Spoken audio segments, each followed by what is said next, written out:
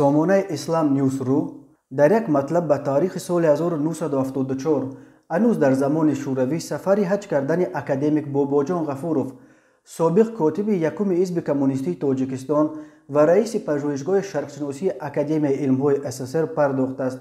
به عقیده مؤلف سفر باباجان غفوروف به حج هم آهنگ مذهبی و هم آهنگ سیاسی داشت.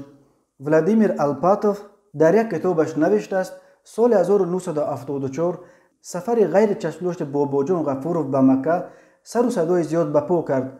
حالا در تاجیکستان بر این باورند که اکادمیک غفوروف در پایان عمرش از عقیده‌های اتئیسم دست کشیده رو به نور ایمان آورد، ولی به نظر می رسد که در این سفر نیز او پیش از همه سیاستمدار و نماینده کشور خود بود. به عقیده وی چنین اقدام می توانست درباره ما در عربستان سعودی و تمام جهان اسلام تأثیرات خوب باقی گذارد.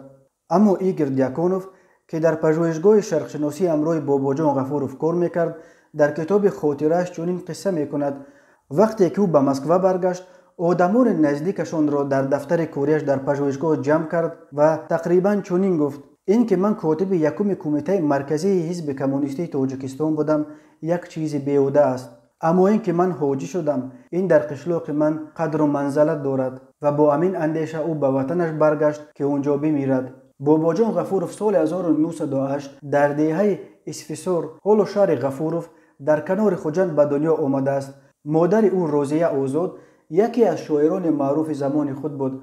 باباجان غفوروف سالهای 1946-1956 کاتب کمیته مرکزی حزب کمونیستی و عملا رهبر یکم تاجیکستان بود. از سال 1956 تا زمان فوتش در سال 1977 باباجان غفوروف رئیس پژوهشگاه شرقشناسی اکادمی علم‌های SSR بود. با اعتراف همگی محض در زمان رهبری اکادمیک غفوروف این پژوهشگاه به یک مرکز بزرگ علمی و تحقیقاتی تبدیل یافت.